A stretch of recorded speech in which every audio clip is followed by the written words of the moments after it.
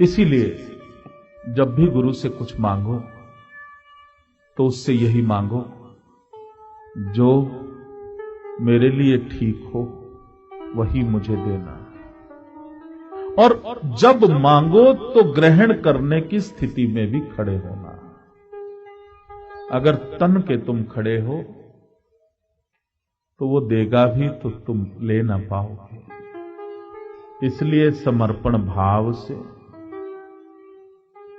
पूर्ण समर्पण करके उससे प्रार्थना करने की, हे गुरुदेव मुझे वो सब दे दे, और जो मेरे लिए ठीक नहीं है उस सबको तू हर ले।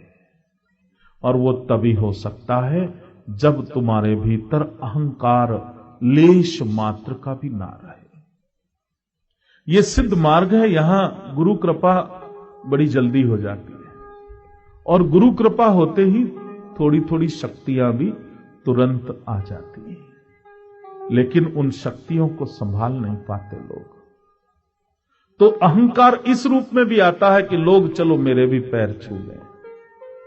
बहुत से हमारे साधक हैं, अगर आप जाएंगे तो बाबा मना करता है पैर नहीं छूना, वो तैयार हैं पैर छुआने के लिए।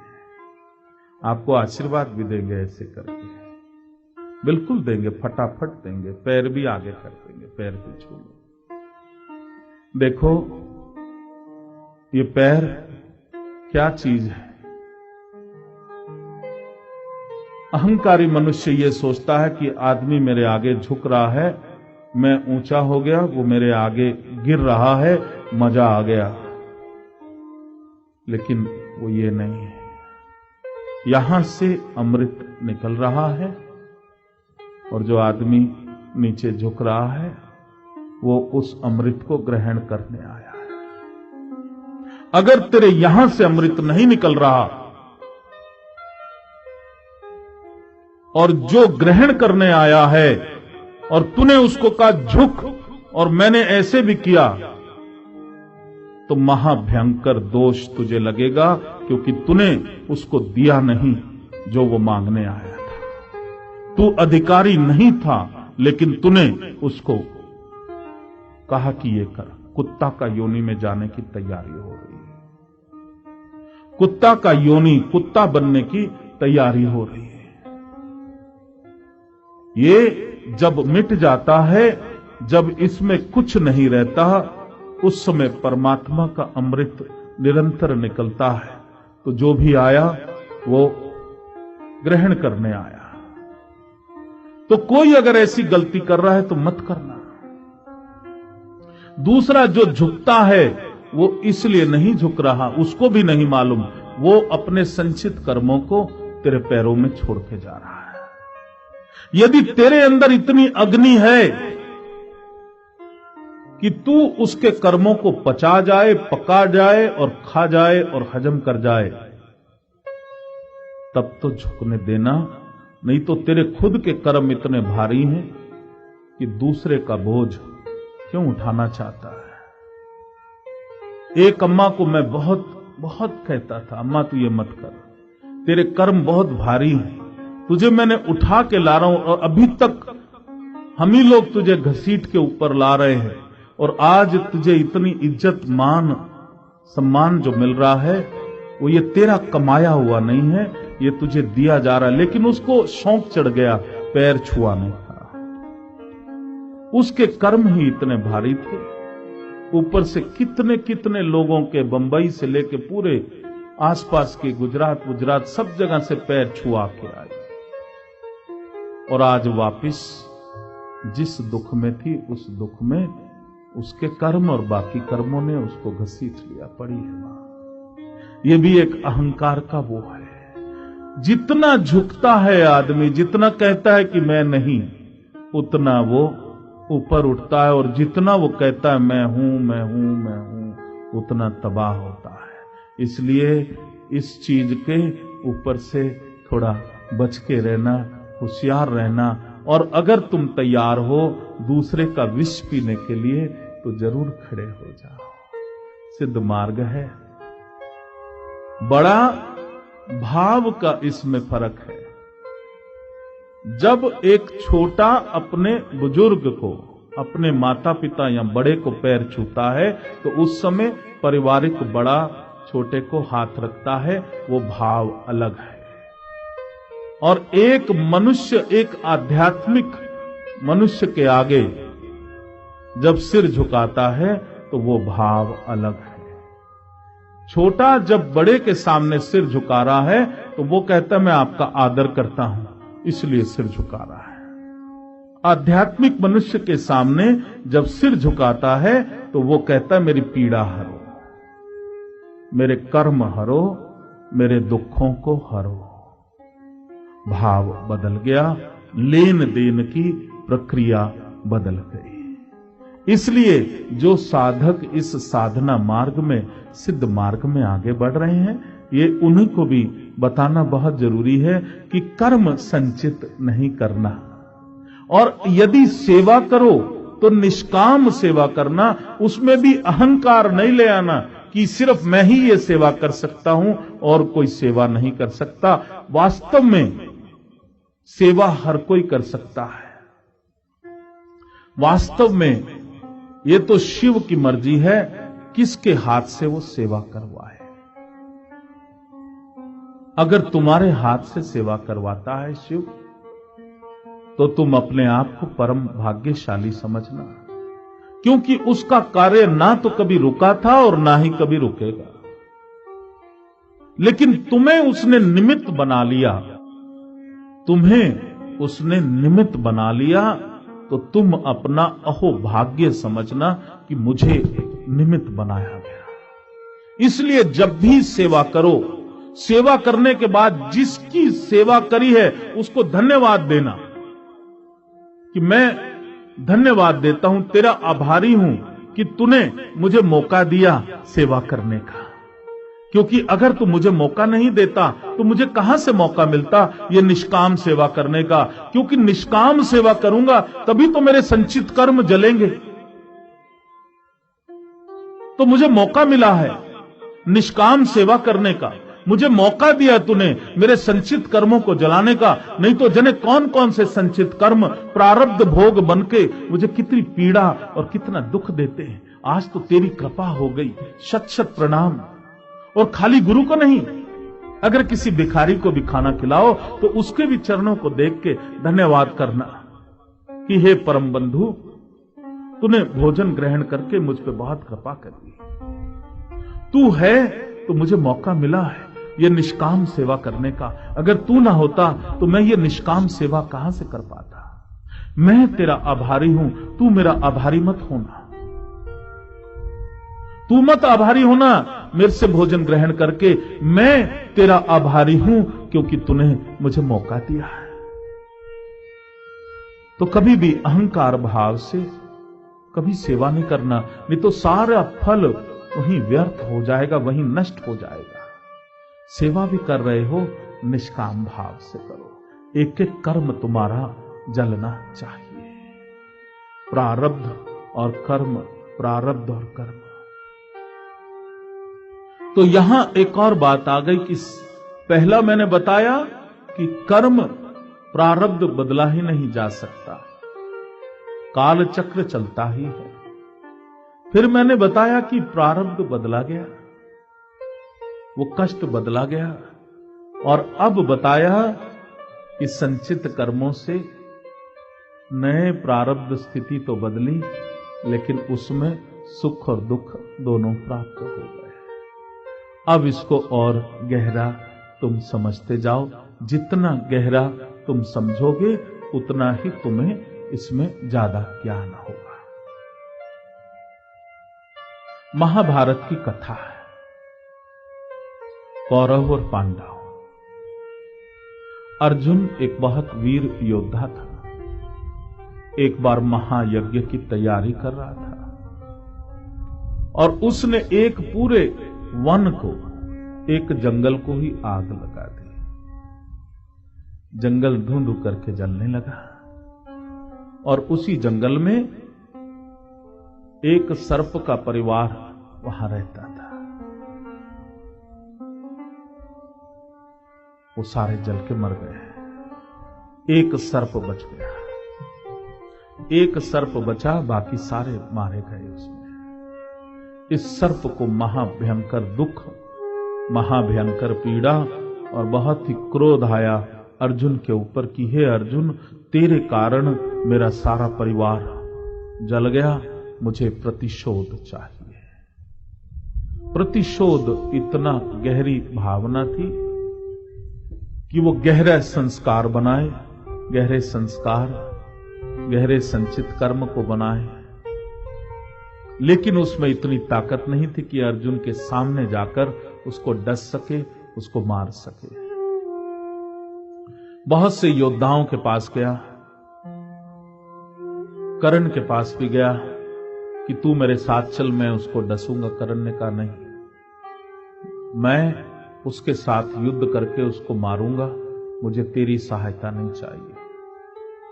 जब कोई भी उसके सहायता करने को तैयार नहीं हुआ तो उसी प्रतिशोध की अग्नि में वो मृत्यु को प्राप्त हुआ। कर्म जब भारी होता है तो मृत्यु के साथ साथ वो कर्म भी जागृत होकर निकलता है बाहर, साथ ही जाता है। और उसी संचित कर्म ने मुझे बदला लेना है अर्जुन से, उसको ऐसी परिस्थिति में पैदा किया कि वो कर्ण के एक तीर में, नाग तीर के रूप में, नागपाश तीर के रूप में जाकर स्थापित हो गया। कितनी भयंकर पीड़ा इस जीव को होती होगी कि कहां वो स्वच्छंद विचरता था, अब कर्ण के तर्कश में भूखा प्यासा, ना सो पा रहा, ना जग पा रहा, ना हिल पा रहा, ऐसा सीधा तना खड़ा उस दिन की इंतजार कर रहा है जिस दिन मैं प्रतिशोध ले सकूं। प्रतिशोध की भावना मन में नहीं रखनी चाहिए। उसने रखी और वो उस सर्प तीर का वो जन्म लिया उसने कर्ण के तर्कश में। युद्ध छिड़ गया। भगवान कृष्ण सारथी थे अर्जुन के। कर्ण और अर्जुन आमने सामने आए।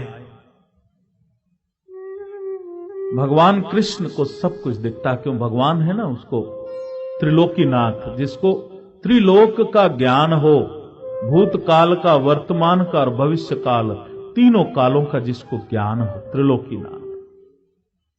और वहीं उन्होंने दृष्टि डाली तो उनको ज्ञान हो गया कि वो फला फला सर्प कर्ण के उस तीर में जन्म ले चुका है। उसका प्रारब्ध, क्या प्रारब्ध उसने बनाया कि मुझे अर्जुन को डसना है। नियति ने, प्रकृति ने उसके प्रतिशोध को क्या प्रारब्ध रूप में दिया कि मुझे अर्जुन को डसना है, ये प्रारब्ध उसका। और युद्ध करते करते कर्ण ने वही वाला तीर निकाल लिया, निशाना अर्जुन के मस्तक पे लगाया। उसके भीतर जो सर्प था वो भी सचेत होके तैयार हो गया कि मस्तक को मैं अब डसूंगा, और यहां डसते ही अर्जुन बच नहीं सकता। कर्ण का तीर उसके मस्तक में लगेगा और अर्जुन मारा जाएगा। भगवान ने वो दृश्य देख लिया, तीर छूट गया। तीर तेजी से अर्जुन के मस्तक की ओर आ रहा है।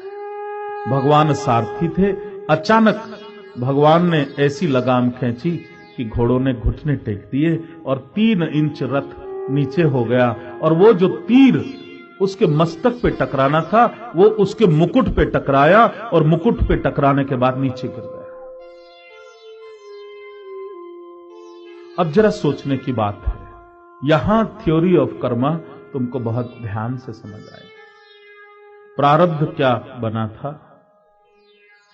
प्रारब्ध उस सर्प को यह दे दिया गया था कि तेरा प्रतिशोध सही है और तू ले सकता है प्रतिशोध। सर्प चाहता तो क्षमा भी कर सकता था। यदि क्षमा कर देता तो वो इस भयंकर पीड़ा से बच के, इस सर्प योनि से बच के किसी उच्च की योनि में वो जन्म ले सकता था। लेकिन उसने इस चीज को नहीं चुना। उसने कहा मुझे प्रतिशोध चाहिए। प्रारब्ध, प्रकृति, नियति ने कहा कि हां अर्जुन तेरा दोषी है, तुझे यही चाहिए। तो प्रारब्ध में तेरे मन में जो इच्छा है कि तू अर्जुन को डसे, अर्जुन को टकराए, तू अवश्य टकराएगा। इसीलिए उसने जन्म लिया।